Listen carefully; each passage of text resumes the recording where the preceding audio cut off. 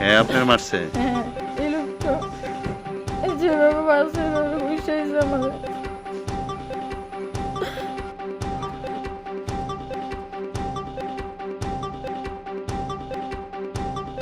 গেছি স্কুলের মধ্যে যাওয়াতে আমরা লাইন ধরছি, আমরা আগার দিয়ে অন্য অন্য লোকেরা যায়া দিতেছে, আমরা এটা প্রতিবাদ করতে গেছি।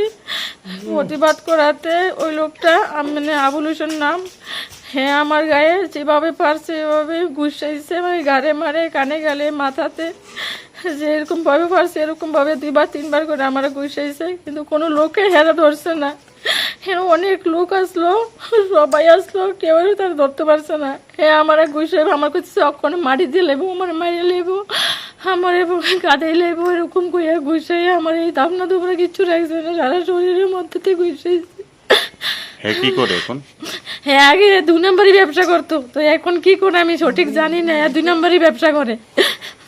তো এখানে কিসের ভিত্তিতে নেতাগিরি দেখাইছে? হ্যাঁ বিজেপি করে, হ্যাঁ বিজেপি বলে করে, বিজেপি করে দেখে এর দাপট বেশি, এর লেগে আমার গায়ে এইভাবে হাত তুলতে পারে না, এর কোনো অধিকার নাই আমার গায়ে হাত তোলার। কি কি প্রতিবাদ করছেন, কি লেগে আপনার উপরে হাত আমরা লাইন ধরছি, লাইন ধরাতে হেরা আমরা আগে আগে গিয়ে অনেক লোক ওই জায়গাতে দিতে আসছে, তা আমরা 30 জন মহিলা আমরা লাইন দিতে আসছি, 2-3 ঘন্টা হইব, কিন্তু 2-3 ঘন্টার মধ্যে আমরা কেউই যাই না।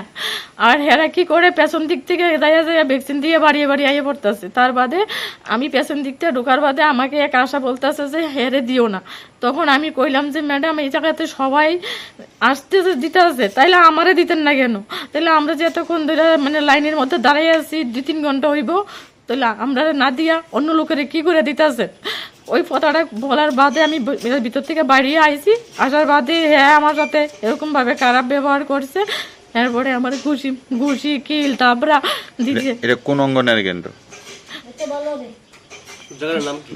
এটা পশ্চিম লক্ষ্মীবেল মোড়াবাড়ি, থানাতে মামলা করছেন? 4 নম্বর ওয়ার্ড। থানাতে মামলা করছেন? না থানাতে মামলা করছি না। আপনি লোকাল লোকের জানাইছেন? হ্যাঁ লোকাল লোকের জানাইছি, কেউ জানাইছি, পরে কেউ কইতাছে যে আমরা কি কমু, অন্য লোকের জানাও। হ্যাঁ অন্য লোকে বলতেছে যে আমরা কি কমু, আরেকজনকে জানাও, তাহলে আমি থানাতে কেস করতে যাবো। আমি থানা ছাড়া অন্য কিছু বুঝি না।